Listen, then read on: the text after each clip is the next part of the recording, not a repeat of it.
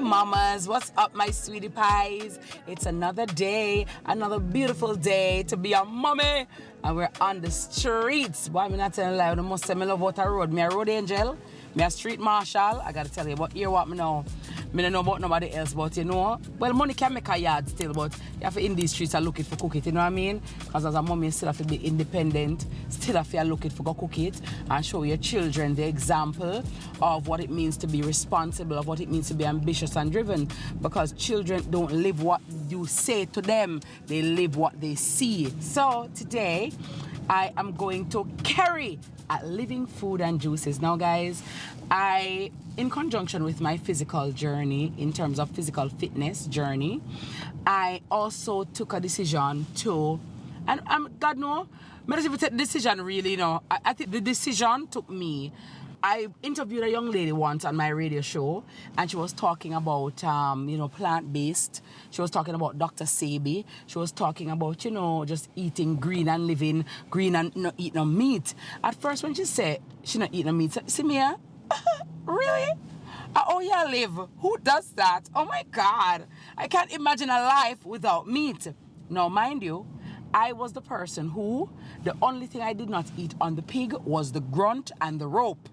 Everything else must go. Big up to all the pokies them, right? I interviewed the young lady the Thursday. But for years, I'd suffered with acid reflux, you know, feeling lethargic. Well, you know, the skin wasn't skinning. You know, I just felt, I don't know, a bit cloudy. You never feel nice and crisp and clear. The Sunday, I'd been passing that restaurant, you know, but never really paid no mind. And I decided to stop there. So I said, you know what? Let me go in there. When I went in there, it's Kerry. So I said, Kerry, good afternoon. I am not telling you that I'm vegan, plant-based, or anything.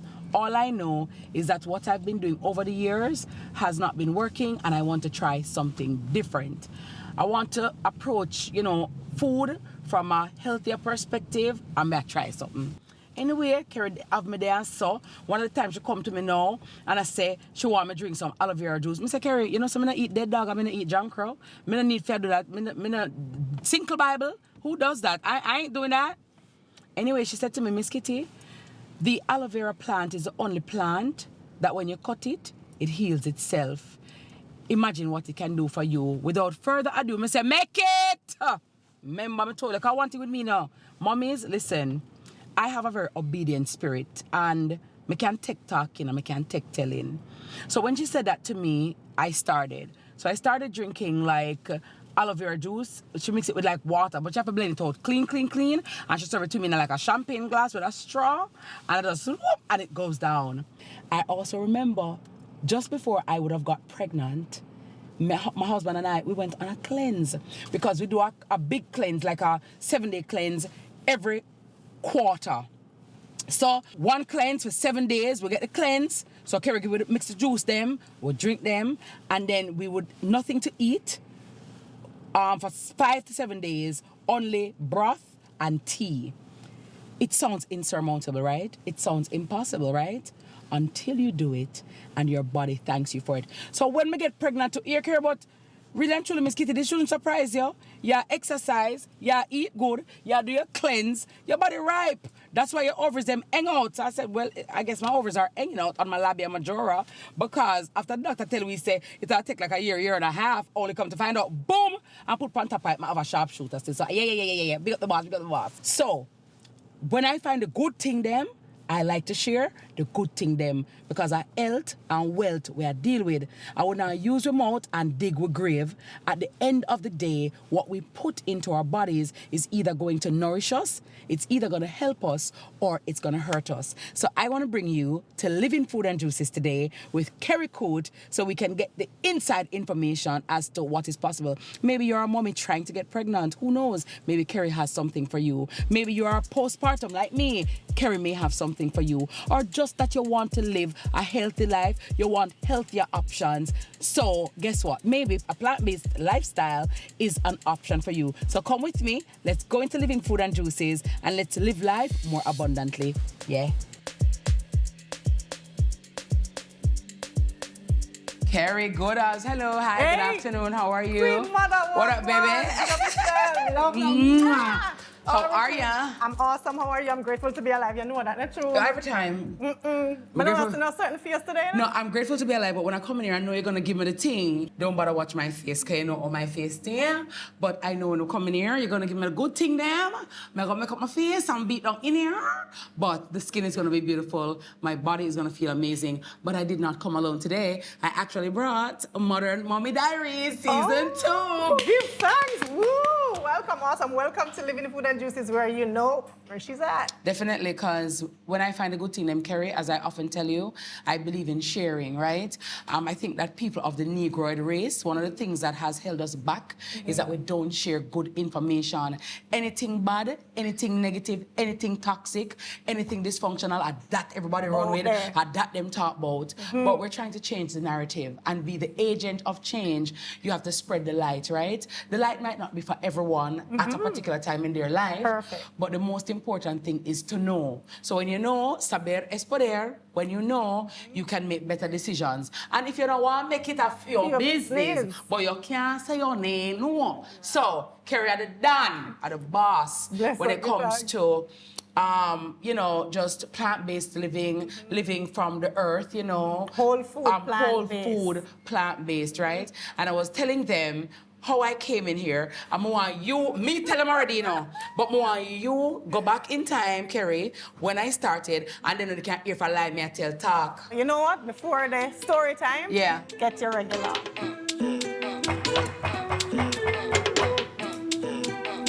Murder. Right. I'm an epiglottis. Feel on fallopian tube. All right.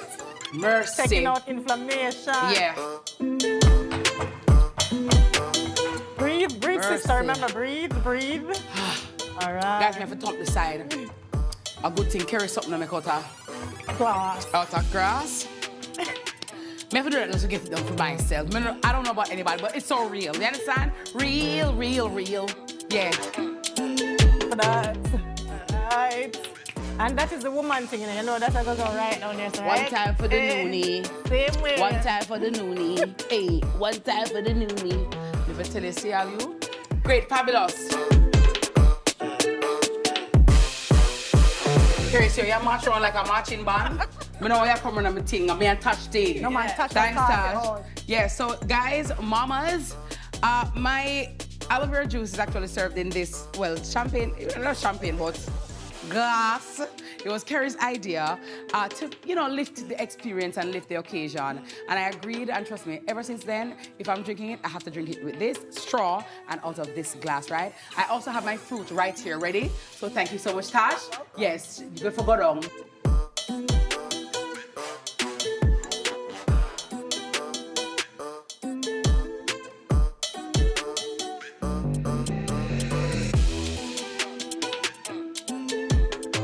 Have any plan to say, oh, go plant-based or whatever. For me, I just wanted to feel better as a woman. I wanted to feel better as a person. Right. But I also realized how important, you know, eating healthy and getting wellness into your diet is. So as mommies, we oftentimes suffer from lethargy. You know, you have a baby and boy, you know, you're just feeling so lazy, you're feeling listless. You're not where you need to be. Sometimes your libido also is not where it needs to be. And those things affect relationships. So tell me what you have in your arsenal that can help mommies feel better and just, you know, live a healthy, wholesome life. Even if you're not wanting to become a mommy, but there has to be some preparation to become a mommy, right? It is very important that you understand the minerals or the nutrients that you are to be having before and during. And to prevent, I heard somebody speaking to you about some disorders earlier in the physical structure. We need to prevent that, and we prevent it from starting to take these nutrients prior to getting pregnant. Right. So what are some of the nutrients before? Because one of the things that I was doing, unbeknownst to me, I didn't realize that all this noni, all this anti-candida, all the aloe vera juice, all the food that I was eating in here, be it the curry chickpeas, be it the my vegetable rundown, I was actually preparing my body for motherhood. Of course, and that's the folic acid. Didn't you like spicy C too? Yeah. So the folic acid, you need folic acid, which is folate. You need iron, which iron is basically what makes us alive, right? And you need calcium. Others, but those three main ones are essential to have before and during. No, do not take folic acid simple, right? Because this is the nutrients that start developing the spinal cord, the brain, and the immune system. Yeah. When you have baby now, Kerry, what are some of the things that are good that you have here at Living Food and Juices? So postpartum, again, the beans are very, very good, right? Yeah. But they need to continue with the juices. What you need to make sure that within that time, because remember that the body has gone through hormone changes, and you want to rid the body or keep the body free of mucus, right? So one problem that people suffer with or women suffer with is making milk. They'll be like, okay, my milk is not coming out, and you just need to relax. When you give birth, it's a very stressful period, especially if you are not being trained to go through it. You have to be trained to go through it. So the stress will cause a lot of imbalance in the body, right? So what we ask you to do is just to look at the herbs, and the herbs like milk thistle is one of them that will help to bring the breast milk out. You need to massage the breasts, right? This is very important. But again, having fortified stuff like or nut milk, that's very important. Again, the beans, the leafy greens are very, very good. You can't leave those out, right? So these are the food that you eat, but I'll stress the stress part again. If you stress, you can wipe that out. It's not easy, but you have to plan for each day. You know, is either you do your food preparation, or you can call us at Living Food and Juices, and we can help you with the food preparation and deliver the food to you. But you have to pay special attention in those times, because remember, it's taken away from you. Producing milk is taken away from you. And also, whatever you are putting in your body, that is what is going to be making this milk. Kerry, thank you. Tash, thank you. And thanks to all of you for tuning in as well. It's all about the information. Knowledge is power, and when you know better, you have to do better. I am proud of you. I want to give her a hug for that. Yes. Thank you, Kerry. Thank you, Kerry. We're afraid to take our next cleanse, because if I take our next cleanse, I'm going to triplet my other time here. But I'm going to go and drink my 1-1-2-2 and just take my little time, and you understand? Cheers.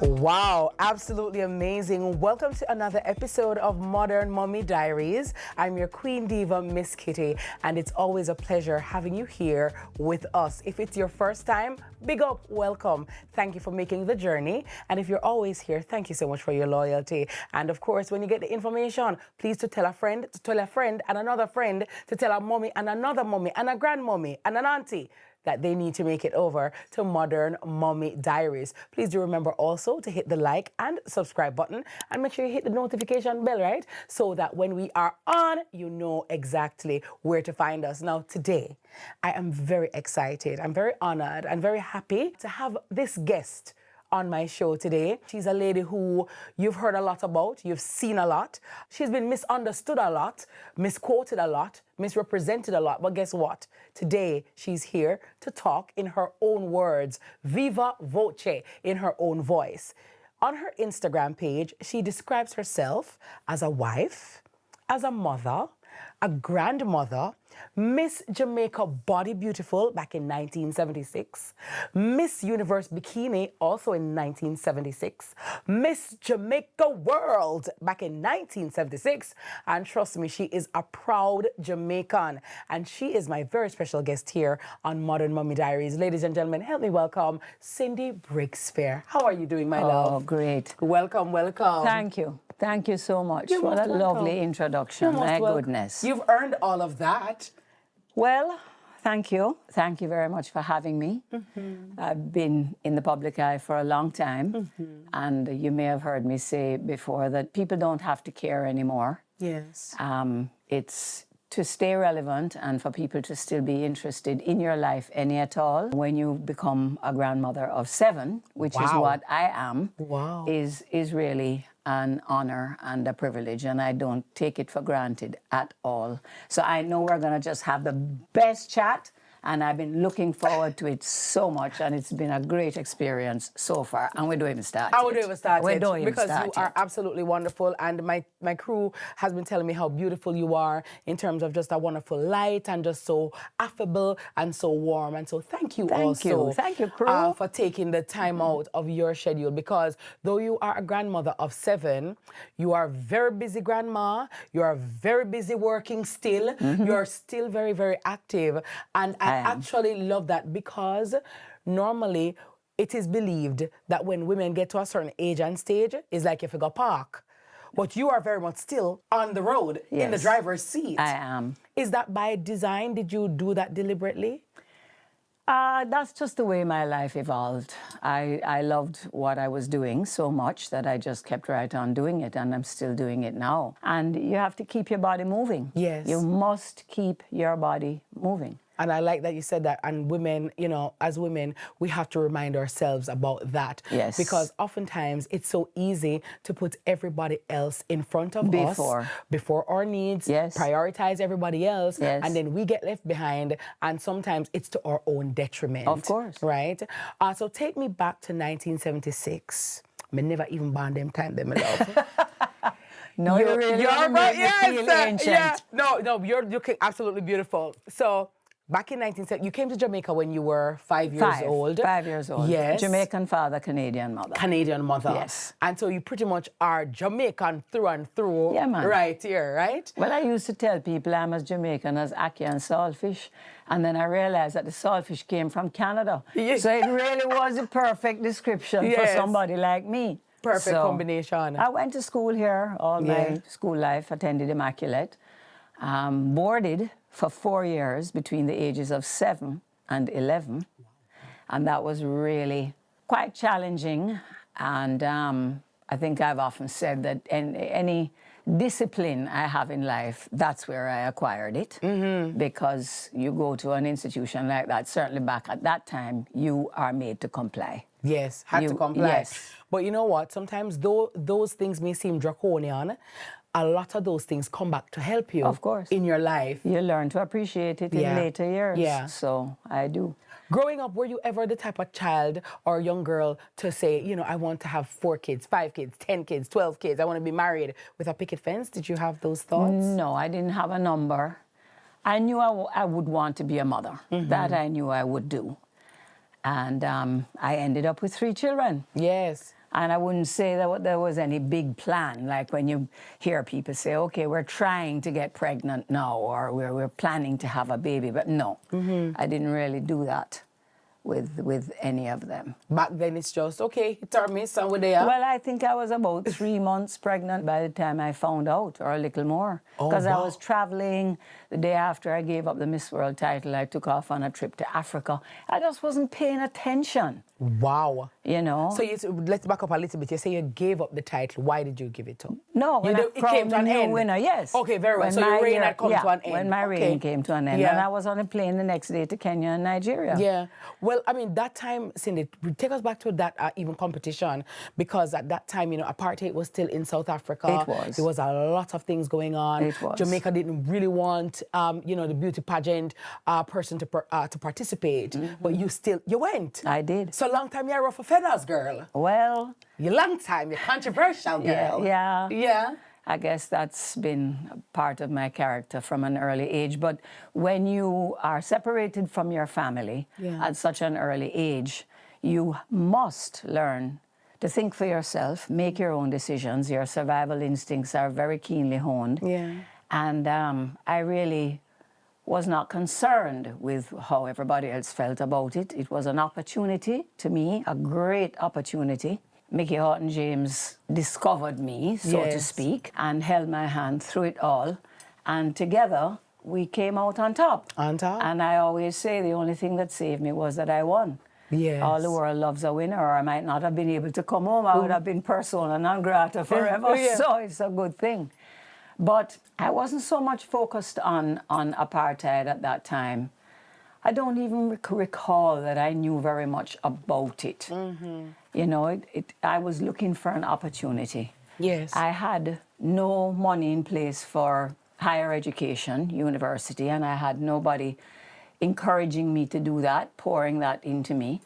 And I had worked at many different jobs, sold jewelry, sold furniture, I worked at the front desk of what was then the Sheraton, all kinds of things.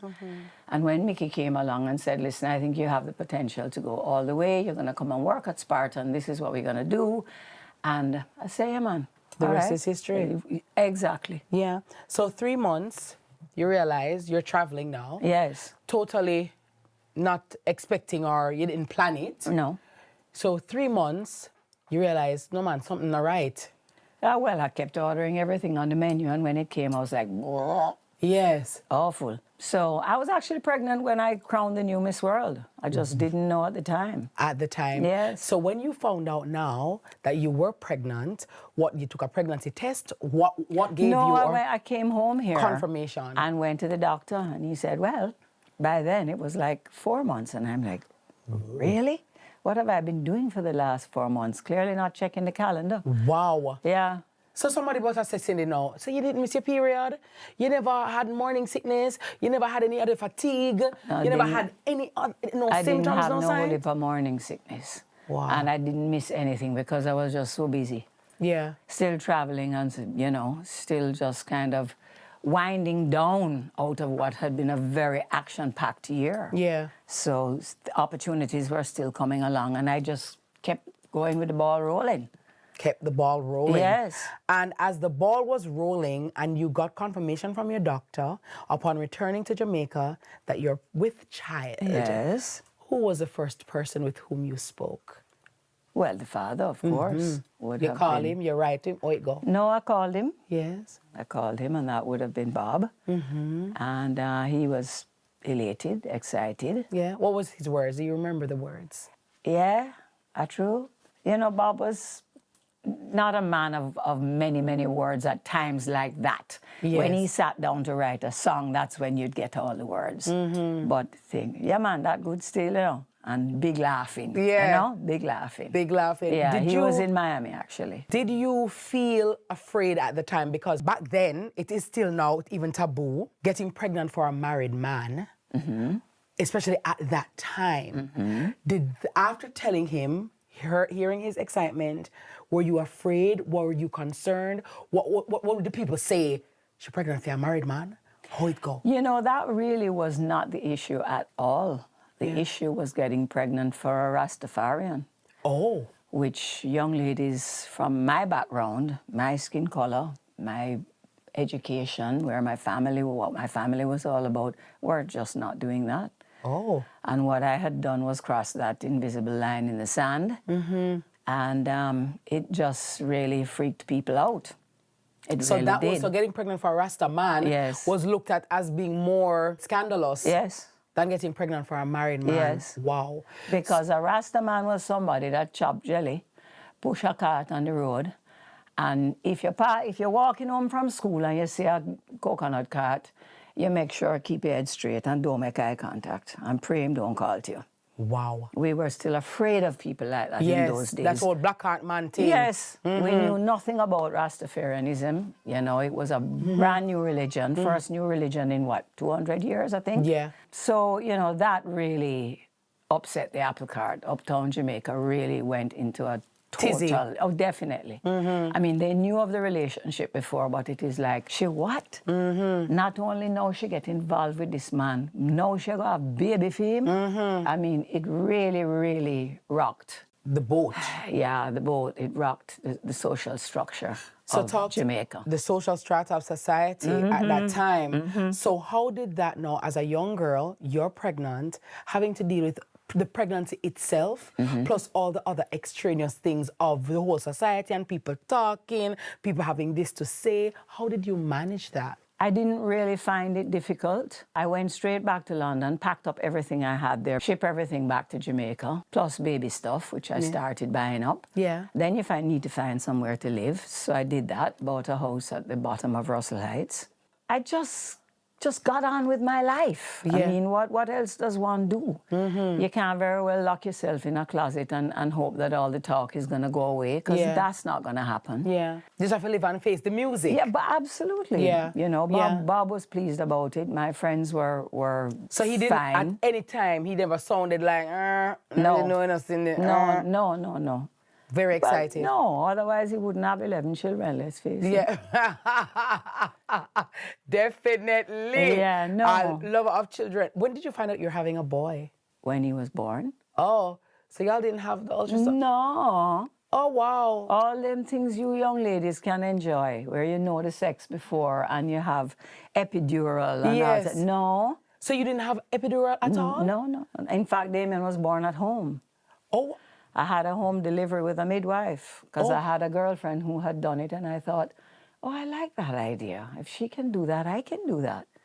So along came Sister Iris Vassal-Bogues, a real old battle axe, let me tell you something. She set up the midwifery department at Victoria Jubilee. And when she plait up your hair, you know, and fix up the bed and thing, and then she thump you on your arm and say, go on outside and walk. You're not sick, you're just having a baby. Go on. This time, every step you take now, 2 people have to be holding you up, because when your knees buckle, you know, it's down the ground, you're going, go. Right. No, you're not sick. Go on outside and walk. For how long were you in labor? From the morning, he was born by about 5. Wow. What was that like for you, Cindy? The last couple of hours were intense. Well, she put the clock right there on the dresser, and she said, all right, we're racing 5 o'clock now. That's what we're going for. And when you finally get down to the nitty-gritty now, she said, all right, push when I tell you, and when I say don't push, you don't push. You hold it, yes. You hold it. And we worked very well together, I think. Yes. And when he was born, my mom was there, and my best friend at the time, Virginia Was Bob there? Burke. No, he was on tour.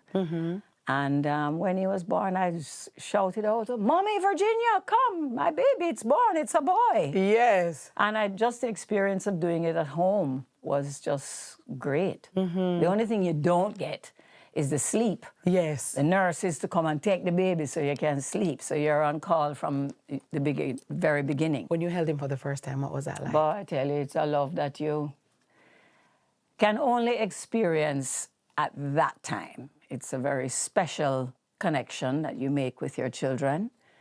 And I've been fortunate enough to have it 3 times Thrice. in my life. You need to get a prize. And I think mothers should like go 2, 3, 4. Anybody who go more than once, I think we don't forget a prize from the Prime Minister.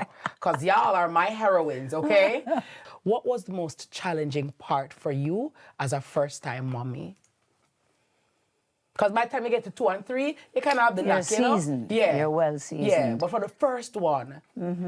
I definitely did have a bit of postpartum. Oh, yeah? Wow. Like maybe 2 weeks after, I would have that. a total meltdown. Yeah? Wow. Yeah, it just happens. It's a hormonal thing. And it happened on all 3 occasions. Yeah. If I say I want a salt shaker there and you put it there, woo, the world is coming to an end. Yeah. Something you can't really control. But outside of that, I mean, I had very normal, healthy pregnancies, no issues, no problems. How did you deal with the postpartum? Did you have somebody to talk to? Did you have somebody who you confided in? Or you just dealt with it on your own? No, I just dealt with it on my own. Talk to me. I don't want to talk to nobody. Yeah. You want, is that tracing you want? Yeah. No.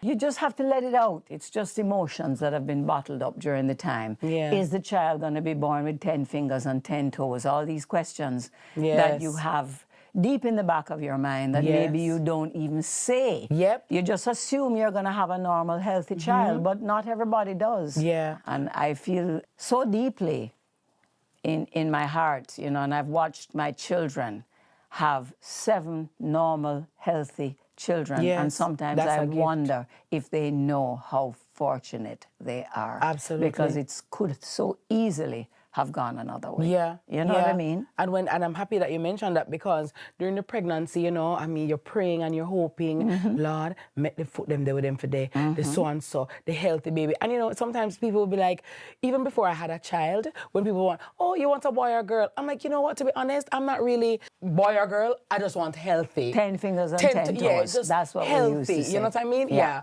So the healthy baby is definitely a blessing, you know, because a lot of mummies don't have that. I know. And then they have to go through another round of, you know, distress, as it were. Absolutely. So in terms of when Bob came to the scene now, how soon after Damian was born did he hold him for the first time? I would say about a month, you know, because in those days his tours were very long, all 3 months, all over the world. Yeah. So Damian would have been about a month old before he met his dad. Was having a community or a village around you something that helped? Yes. Yeah. For sure. I mean, my mom was in Jamaica, and I had great friends, and I had a great helper. Yes.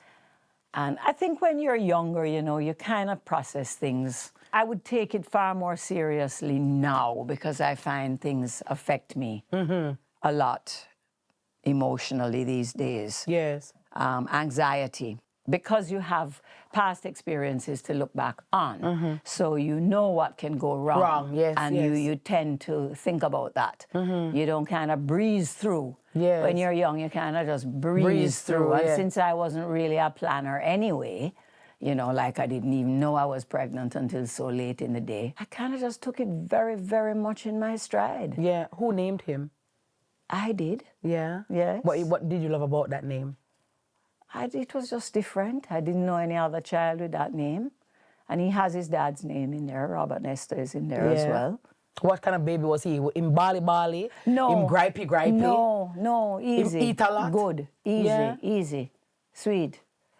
Born with a full head of hair, eyebrows. Yeah. That people thought I penciled on. Well, yeah, of course I did. Somebody like me would do that, right? A beauty queen, so my baby must have eyebrows. If him not have none, I gotta draw them on. All this kind of nonsense. What he was a very guarded child. Yeah. People were very curious about him. The press were very curious about him. And people always wanted to come up and speak to him and touch him, and he would always just hide his face in my neck. And he was, and still to this day, he'll come and stand up with his hands behind his back, with his back against the wall, and he's not someone who encourages everybody to come easily into his close personal space. Well, let me ask you as well, as the mom now, because I can just imagine the set and fall mother, the mother hen, because now the press wants to be up in his face. Everybody's kind of looking, peeping, about picking out, let me see him stay, let me see, and I inspect. How did you as a mother, because when you get in a mother mode, it's like you become a different person. How did you help to protect him and get into that mother mode? Well, you kind of instinctively know, you know, what to expose him to and who are the right people. Yes. It kind of just flows naturally. We did a certain amount of press, but I'd never allowed it to become ridiculous. Yes. I had certain friends, his Auntie Patsy and his Uncle Warwick. Patsy was a Miss Jamaica too, Patsy Ewan. Yes. Beautiful person, woman. And she is like my kids' second grandmother. All of them are close to her. Nice. So you kind of know. I think I've always known all my life. I've had the same friends since I was 14 years old. I don't make new friends easily, and I know who my true... Your core. Yes, I know who has my back. Yeah. And so I was fine with allowing him to spend time with people that I felt confident in. Yes. And I never, ever pushed him or forced him to go and be in the company of people that I didn't think were going to be good for him. Yeah. So that kind of just took on a flow of its own. How did the passing of Bob now, because he was still a baby at that time, right? Yeah. Still very young. Very. You're still a young mother. Yes. You know, dealing with all that being mother to Bob Marley's child or one of his children comes with. How did that death affect you, and how did that affect him? Well, it was very difficult for me, certainly. He was too young to really understand.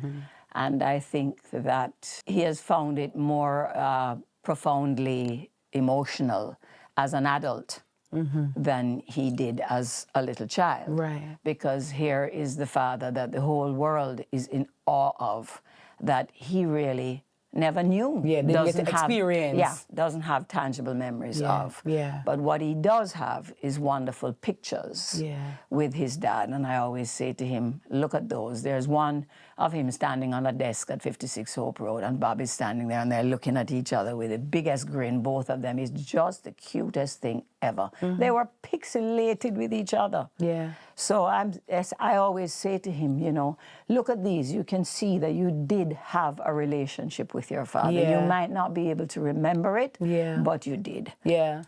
Did you keep his memory alive by talking about him with him and stuff? Absolutely. Yeah. Pictures all over the house. He was always permitted to go and spend time with his brothers and sisters. Yeah. Go off on tour with them when he was old enough during the summer holidays.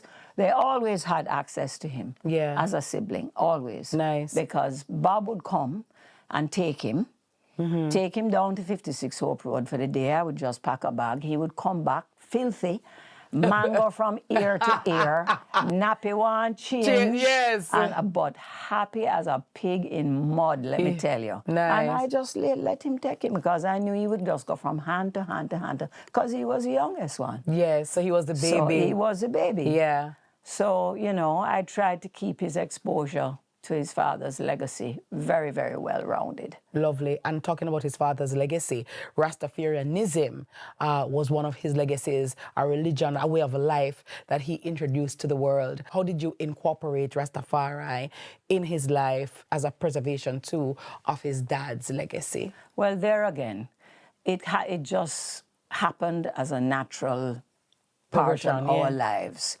I was married, as everyone knows, to Tom Tavares-Finson, and he had no problem with Damian's need to continue developing his understanding and his knowledge about his father and what he stood for. We fixed up a studio for him when he was about maybe 9. Yeah. We didn't go out and buy brand new equipment, but interestingly enough, the young man who set it up for me, Rupert Bent Jr., ended up being my stepson. He passed recently, God rest his soul. And as I say, he went off with his brothers and sisters, and I knew they would take care of him. I never, ever worried about that. Never. So it just happened naturally. His pictures were incorporated in his room, wherever. How could you get away from it? So you said that he was gifted at any time? From he was 2, 3 years old. We had to get chairs and put them in the courtyard. He's doing a show. Yes. And anything until he finally had his own microphone. A hairbrush, anything that resembled a microphone. And he's DJing. In those days now, his idols were Shabba Ranks, Super Cat, Professor Nuts, Ninja Man. Those were his idols. So I think that's why his musical orientation as a baby was so different from his brothers, being the younger one. A new generation and a new kind of music was emerging on the Jamaican scene. So when you talked about earlier that you had a home delivery, you told me that you still have the bed that you did. Yes, I sleep in it. So like you have that bed I still from sleep in the bed that he was born in, yes. 1978? Yes. You have it today? Yes. You sleep in it now? I do, every night. Wow, why is that? Well, I loved it. That's why I bought it in the first place. And Cindy, I feel love from 1978 to now. Cindy can love someone. Oh God, man. No man, come like you Captain Tight, man. Well, it's an antique 4-poster, and if you love and cherish old things, and it's so full of memories for me that I had it before I ever knew Bob. I acquired it when I was living at 56 Hope Road.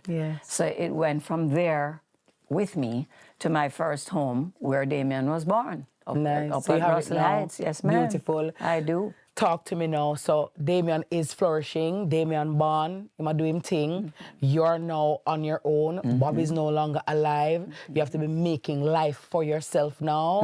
Who did you cry to? Because I know mothers, sometimes you're putting everybody's needs first. You're just going. At any time, did you stop and were like, Jano Star, I'm alone at this right now. Who did you cry to? Who was Cindy's rock or shoulder to cry on? Friends. Friends. I was very close with Donna Core at the time because we were in business together, Craft. Yes. But you know, you cry inside a lot more than you cry outside. Yeah. And because I had a child that I was now completely responsible for. Yes. And Bob died intestate. Mm-hmm.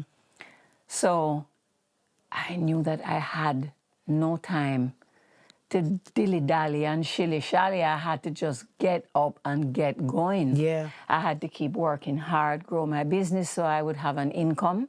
I got married. I had another child 4 years later, Christian. Right. And I wanted now to raise him in a solid home with siblings and for him to have as normal a childhood as possible, even with this iconic father that he would never really know. I'm a hyper-focused kind of person. Good. When things need to be done, you when the going gets tough, the tough get going. Right. That's how I see myself. To the yeah, wheel. definitely. And I'm still made that way. I'm still that way. So you're very hyper-focused, very diligent, and again, when those maternal instincts kick in, you want to protect and you want to provide. But when Damian came, you said, no, man, another one, and another one. Talk to me about how did your second and third pregnancy compare with the first? Not very much different. I worked all through my pregnancy with Christian. Craft was booming. Yes. And I think I left there knowing that I had just gone into labor. Mm-hmm. Off I went to Natal. Yes. This time, how long was the labor? Maybe about 12 hours. I don't Wow. think he was born until about 2 o'clock in the morning. And he was a big baby. Wow. He was like nearly 9 pounds. Yeah. How much did Damian weigh? 7 and mash. 7 and mash. Yeah. Christian was 9 and mash. Yeah. Wow, that's a big baby. Yeah, he was a big baby. And Hi, Christian. You can you can see he's a big man. Yes. He has grown into he's a big man. Yes. He was a sweet child. Very easy, typical middle child. Loved animals. That's the thing that I always find I have to speak about with him more than anything else. Give little trouble at school. I just tell the teacher, look, if you want to wash his mouth out with soap and water, please go right ahead. Yes. Okay? We had every animal you can think of.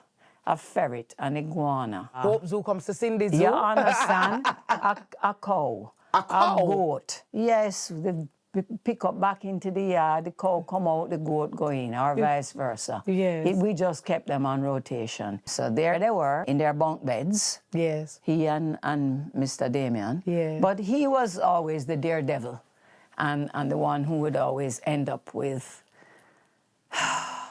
a cut a piece of a neat tree broke off in him leg front. Yeah.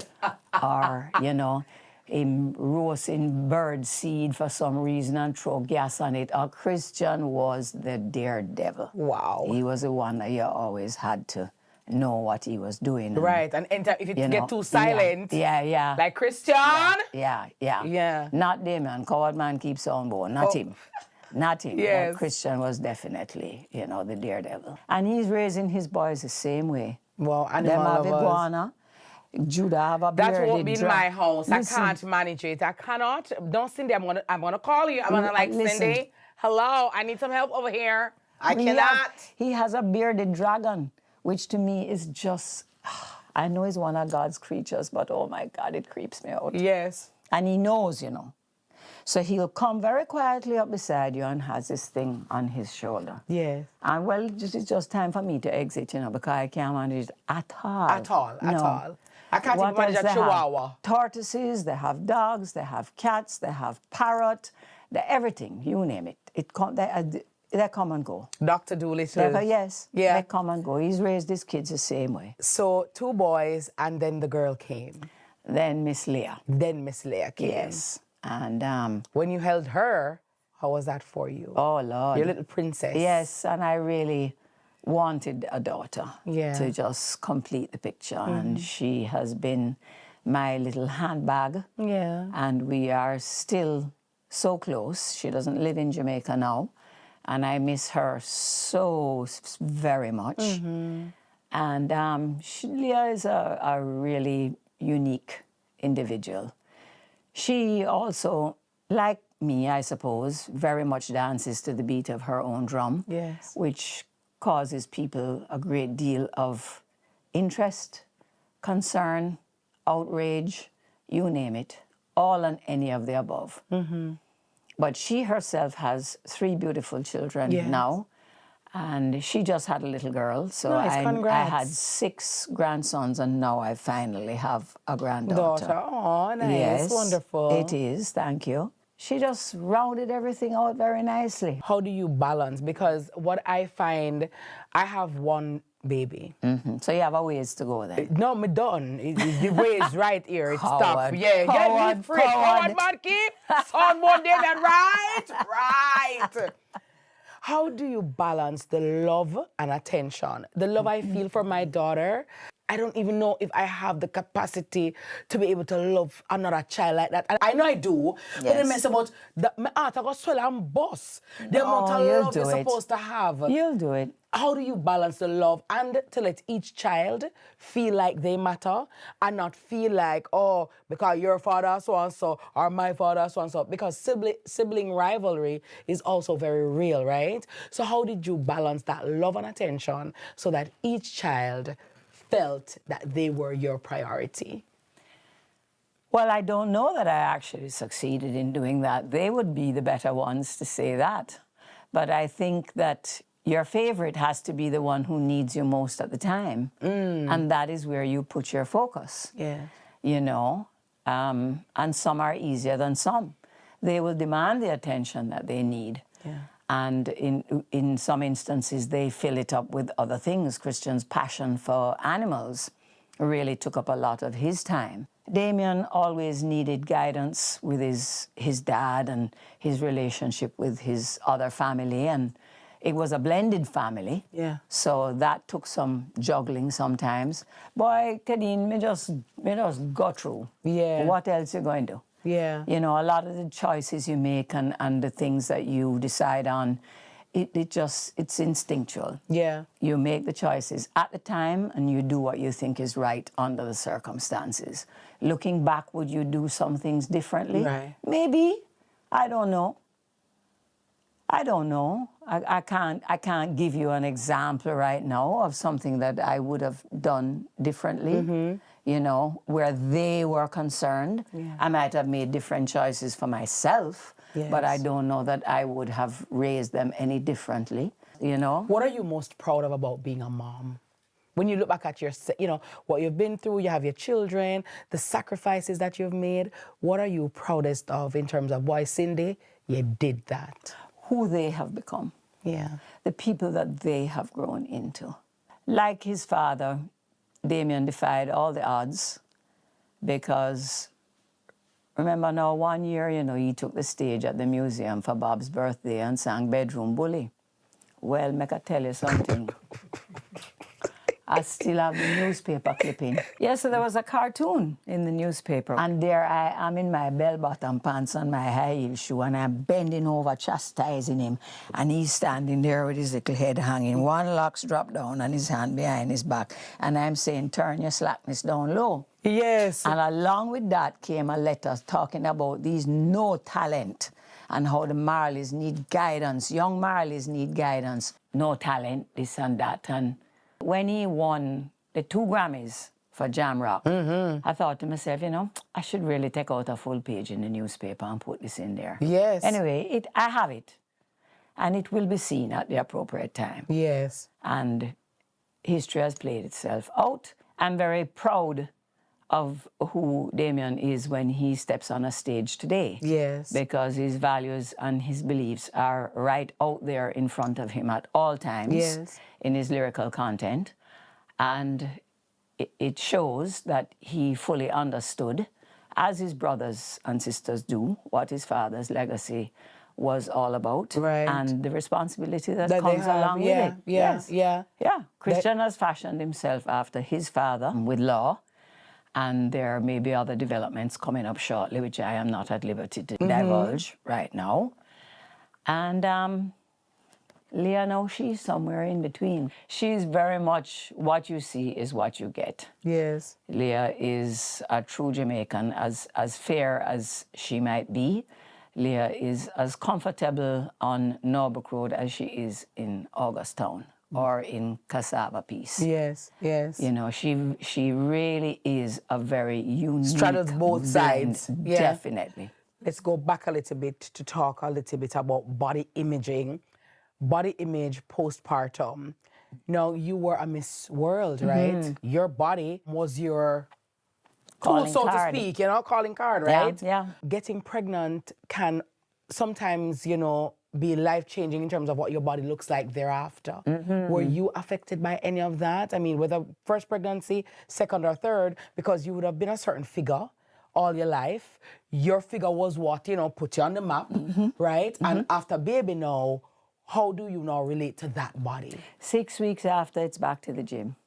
Oh, wow. That's not negotiable. Not negotiable. I was lucky. I had good genes. Everything went back where it belonged. After 2 children, I was still able to do a bikini poster. Wow. With Brian Rosen, which was in the stores for many years. We Are the World. But, you know, you got to work at it. Yes. If you want things to come back into place, you got to work at it. I know you know that. I see you. Yep. And it's hard. But it's hard, Cindy, you know. It's so hard. I know. Yeah. But you just have to start slowly and work your way up. And things went back into place.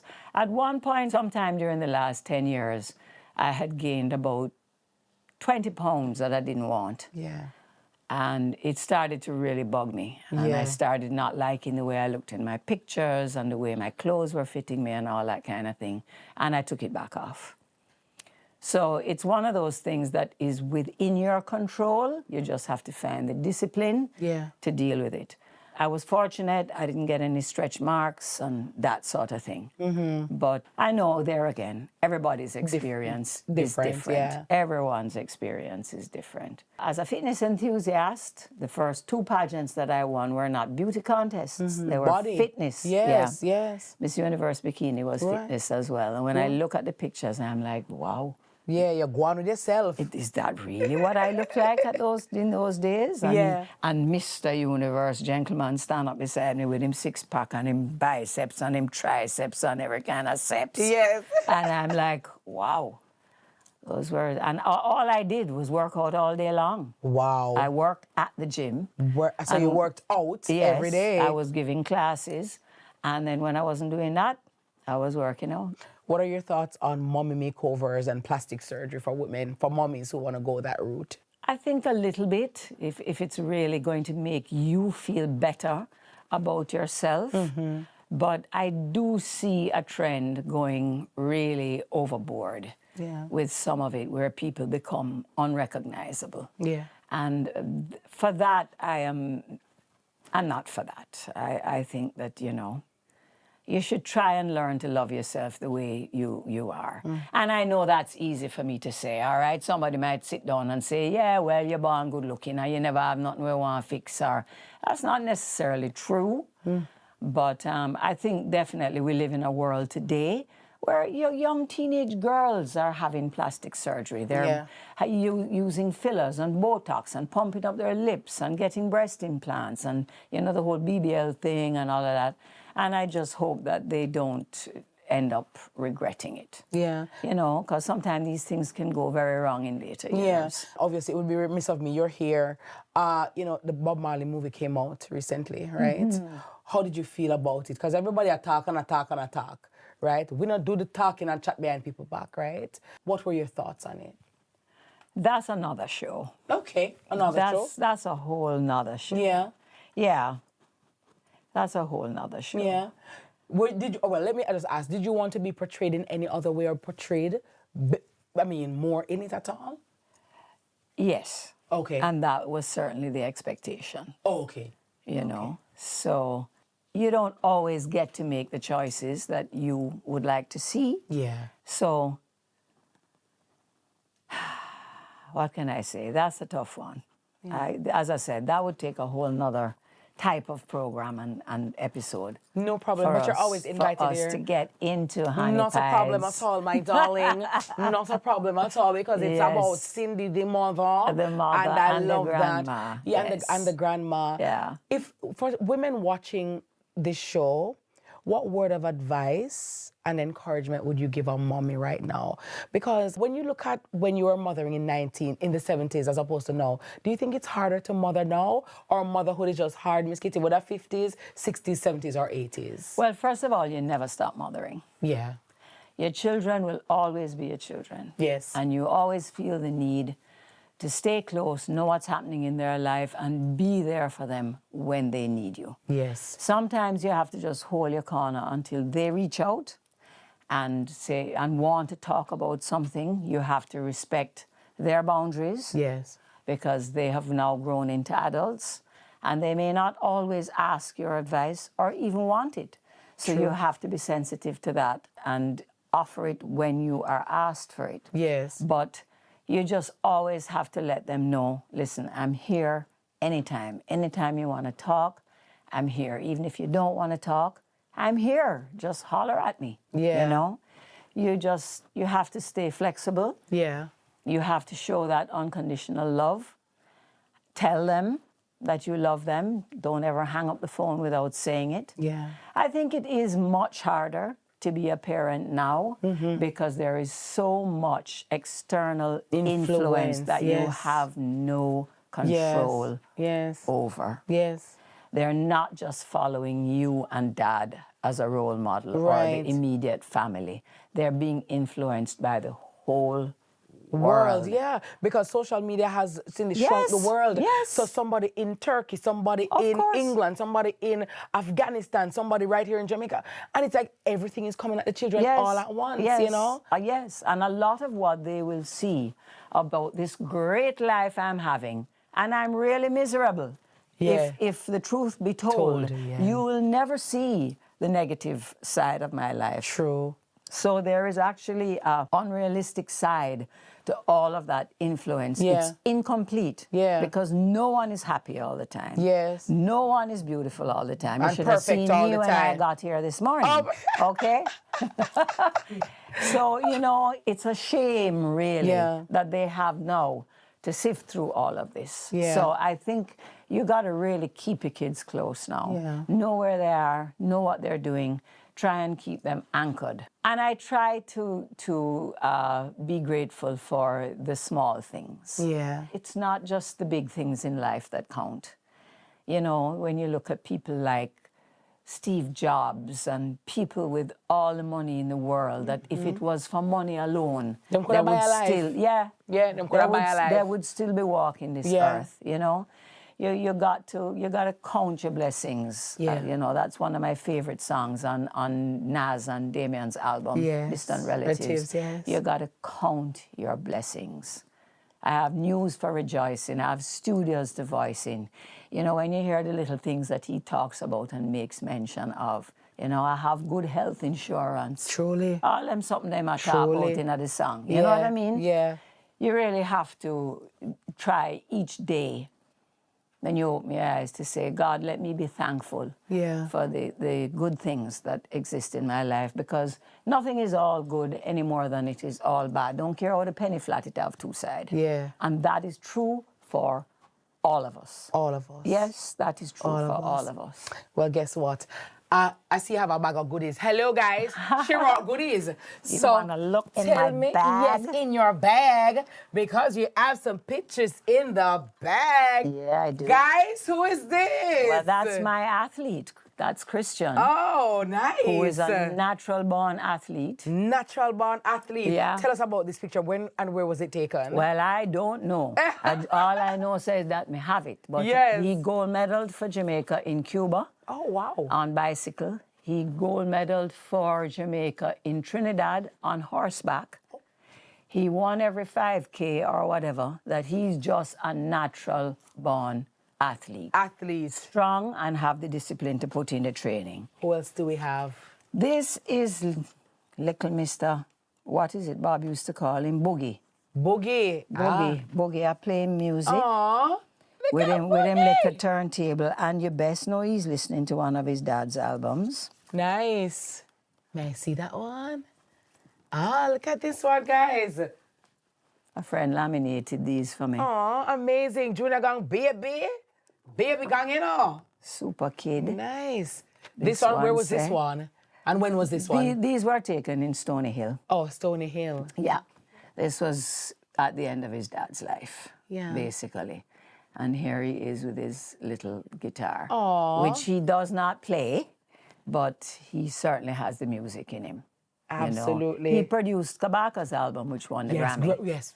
He produced Third World's album, More Work to Be Done, which was Grammy nominated. Yes. And he's really loving that part of the industry. The production side of things. He's loving it. He's amazing. He's loving it. But as I said, now we know that he couldn't really escape it because mommy's a singer, so is dad. It's like, sure. There's my princess. Yes. Oh. She was very blonde as a little one. Holding a lizard of all things. You know, so I see the lizard, but I ignore the lizard. Cindy, the way I'm afraid of lizard, me never want to jump through. Jesus, robo chataraba. The amphibian! You can't watch me all a lizard people. No, hey, listen. Well, this is one of my favorite pictures of Dee. Okay. Why is it one of your faves? Because it's very typical of his heart. Yeah. He's a very compassionate, caring, thoughtful person. He might seem like a lot of confidence and bravado when he gets out there on stage, which, of course, that is necessary. Yes. But he just cares very deeply about a lot of things that people wouldn't know. Very, very big and soft heart. And that picture, to me, speaks to that part of his personality. Amazing. Yeah. Welcome to Jamrock. I tell you. Welcome to Modern Mommy Diaries. I gotta tell you, amazing. What else? Nice. A couple little momentum. Yeah, man. Share with us, my Mementos. love. Real, okay, Christian gave me this on Valentine's Day. Yes. 1 year when he was just a teenager. Oh, nice. And I've kept it all this time. Little Cupid with the heart on top. It actually had a tiny little mug with it that said, I love you, Mom. I mean, don't know what me do with that. Me can't find it, but me still have Cupid holding the heart over his shoulders. Yes. This is Leah's little hospital hat. Oh, nice. You know how they put it? Definitely, yes. You have to keep the mole warm, right? Yes, you can't catch cold in your mole. Yes. So this is her little hat. And it's so funny because this I just refound the other day and didn't even realize I had it. It's an envelope, and what does it say? Age 8 months, nearly, Damian's hair, the 17th of the 3rd of 1979. Wow. And here are all his lovely curls. Oh, wow. That when he had his little haircut, first little haircut. I don't want to draw them out. Yes, no man, no draw them out. Right? Oh my goodness. I know, right? I hope you're doing a baby book with all the things in it. I am. I most definitely am doing that. And that's an inspiration. But me not cut her ear. Because I really wish I had more of those kind of things. One little teeth and one little, you know? Yes, look at the string. Yes, I wish I had all those things. Boy, oh boy, those pictures, thank you so much for sharing them with us here. I know many people have never seen those pictures of Damian or Christian or Leah for that matter, and I know those are your babies. So thank you for entrusting us here on Modern Mommy Diaries, for sharing with us, right? And you see how Damian Jaffat, you see Leah, she with the lizard. Cindy, you go through it with them, you know? See, they're afraid of the lizard. Yeah, the iguana, you really creeped me out. Oh, my goodness. But guess what? Thank you so very much for coming here, for sharing in this very special way. It's definitely a pleasure, to have you on my show, right? You're a woman who, for whom I have a lot of affection and love, and, over the years we've seen each other, we've supported each other, and I want to thank you for coming to share with us in a candid way, because I wanted, my dream was to create a space where women of all class and creed, from every different strata of society, could share their journey so that we can all learn and grow. Some of it too is retrospective or introspective, and some of it is forward, so that we can say, boy, Cindy did this with her children and it worked, let me probably add it. Or Cindy did that and that didn't work, let me take it off. So that we don't have to approach motherhood flying blindly. Yes. And there are those among us who we can learn from, as well as to see women outside of their normal, how they're projected or what people think of them, and to see them from a mommy perspective. Point of view. Yeah, point of view. So thank you for sharing. Well, I thank you for thanking me. I feel as though it is I who should be saying thank you so very much for including me. It's been a lot of years in the public eye. On my last birthday, I turned 70 years old. Wow. And I have no problem sharing that with the public, with the world. I mean, all you have to do is look it up anyway. It's not something that I can hide. But I am proud of it. I am proud of the life I've led so far. Yeah. I've had wonderful experiences, enviable experiences. I might not be well educated in terms of university degree or whatever, but what I am is well adventured. Yes. I'm extremely well adventured.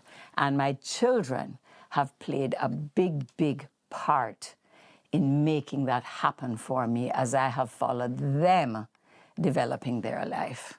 Yes. It's always such a privilege for me to be included in things of this nature. People don't have to care anymore. There are lots of young people coming up with exciting, interesting lives. So to still have a place from time to time is really a joy for me, and I would not have missed it for the world. Thank you, my love. For the world. Thank you. I admire you and all that you have achieved and are still achieving. You are such a firecracker. You girl, you give it up. Thank you. It doesn't have to be one and done, okay? Yeah. It See the doesn't have to person be details, one conditions and apply, done. and that is where I will wrap your show, because Cindy are not going to dress me out. She's not going to activate her ovary, because I tell you, if I get pregnant again, I'm going to Cindy house to lie down in that bed right over there, the four-post stop. Not going to miss me. But Cindy, love you lots. Thank you so very much. And in true Modern Mommy Diaries fashion, I have a gift for you. Oh, really? I have a gift for you. Oh, how I come fabulous. bearing gifts. Prezi, I love For the very prezzies.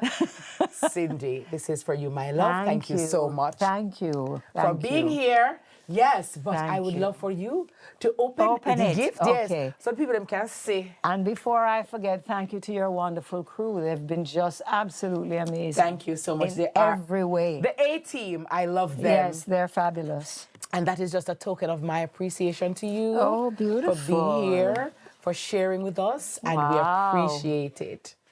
Mother Mommy Diaries with Mrs. Kitty. Yes, my darling. Bloom with Grace. Yes. And that is for you it's to write your thoughts. Oh, it's gorgeous. Your dreams, It whatever is you just want to. Gorge. Look, Thank you guys. so much. All Thank for you. It's beautiful. You're most welcome. Well, for sure, I can't forget where I got it from. Absolutely. Right? I will always know exactly who gave me this. Yes. Oh, it has a marker as well, so Yes, you it know where does. you are. Yes. Well, this might just be the impetus that I need to See? start doing a little log every day. Toodle-doo, I gotta tell you. Journaling. Journaling, yes. my dear, yes. It's important, you know. It's very to important. write it down. They say yes. Because sometimes when you're feeling down, you can return to those pages and read it. And I love to write. Yeah. Every book that people have given me has things written in it. Some are songs, because I have released original songs. Yeah. So every book I have with empty pages, you'll find things like that written in there. Lovely. Thank Modern you. Mommy Diaries, you're most welcome. Thank you so very much. And that's it for today, guys. I hope you loved it. I hope you enjoyed the show. I hope you found some gems, heard some gems. I hope that you were duly edutained, and I do hope that you will return. Please remember to hit the like and subscribe button and that notification bell, so when Modern Mommy Diaries is on, you will know where we are and how to find us wherever you are in the world. Until next you hear my voice and see my face, please continue being a wonderful mommy. And remember, motherhood can be hard, but it's only hard for great mothers. So keep being excellent and keep being a mother to many. Love you guys. See you next time. Bye. To my dear children and grandchildren, to be an educator is one thing. To be entertaining is another. But to be edutaining, now therein lies the challenge. Love you all so much, Grams.